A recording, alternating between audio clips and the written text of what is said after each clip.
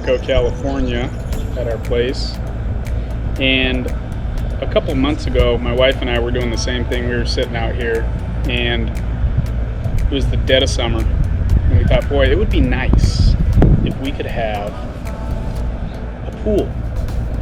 But as you can see from the background, it's a little dirty here. And pools don't like dirt, and we also have horses. So it really isn't the most conducive environment to have a pool. So I started looking into things a little bit, and one afternoon I got heavy into organic pools.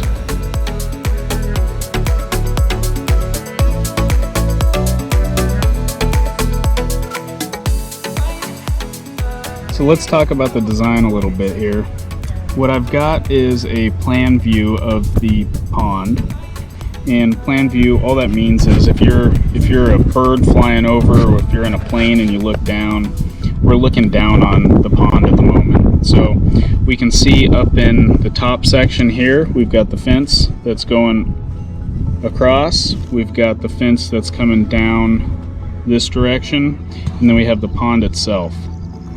And these numbers here, -3, -4, -6, -9, they represent the depth from grade. So grade being the top of the pond, and then we go down 3 feet, then we go down a foot, and then we go down 6 feet, and then we go down 9 feet.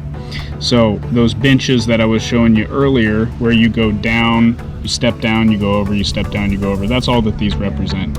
The dark line all the way around represents the pond footprint itself, and then we've got dimensions from the fence, 16 foot off the fence, 12 foot off the fence, and then the overall shape.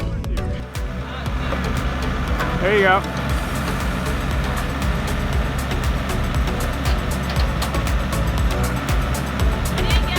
Yeah, you did good.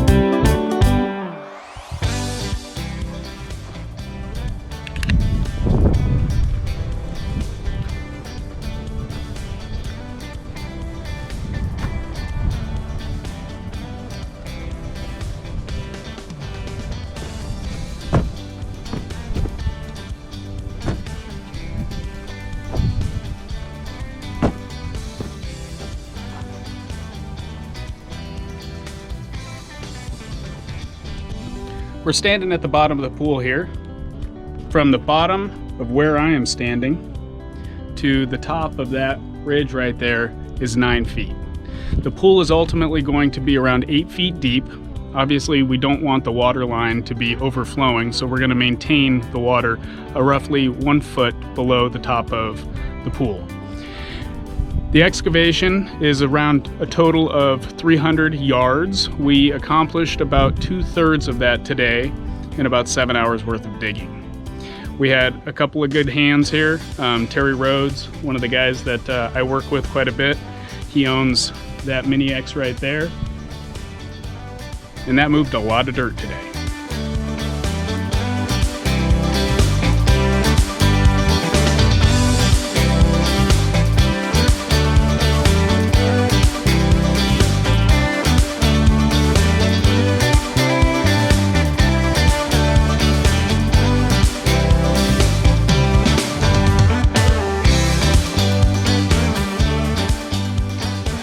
Here, we're looking down on the pond.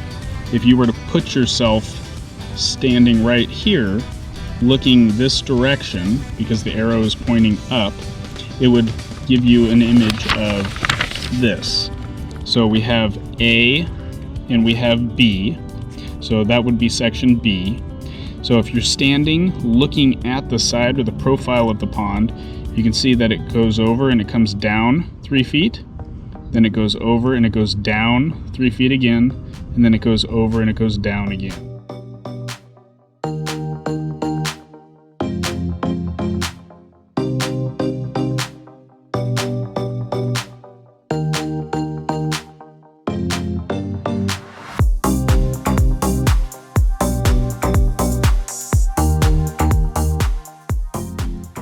So here we can see that we've got somewhat of an oblong rectangle, and if you look at the pond itself, you can somewhat see how it mirrors. One of the things I'll advise, if you look here, you'll see the benchmark for elevation. The reason I put the benchmark for elevation over there by that tree is because that's the lower part of the property. So it grades from the house and it goes away from the house. It's not much of a grade, but it's a little bit of a grade. So the reason I put the benchmark for shooting the elevation of the different cuts going from -3, -4, -6, -9 is so that we'd have the lowest section. If we were to set the benchmark over here somewhere, we would lose about 6 inches due to the fall of the property. And where that translates is in the water line, meaning that if we shoot from here, the bottom of the pool would be 9 foot from here, not 9 foot from there. It might be 8'6", it might be 8 foot from there. So we'd lose that depth. Today we finished the excavation, which is very exciting. As you can see, we got all the spoils out. One thing I want to talk to you about today is the reason that we have these benches, right? You'll see that we come down 3 feet, then we go over 3 feet, then we come back down another 3 feet, and we go over, in this case, 4 feet, which I'll get into later as to why we did that. And then from there, we went in at a 45-degree angle to the bottom of the pool. The reason that we did that is angle of repose. Long and short, it's something to keep us safe. So we don't want to have a massive vertical cut all the way going down. There's the potential that there's a cave-in. The other piece is for the aggregate that we're going to be buying, I don't want to have to buy more aggregate than I need. So with this setup here, I'm using the existing soil to keep from having to buy more rock. One of the things that we're going to talk about a little bit later in the near future are my friends, the gophers. As you can see right here, I've got a gopher. I've got another gopher over there. And they love to come in and fill the pool.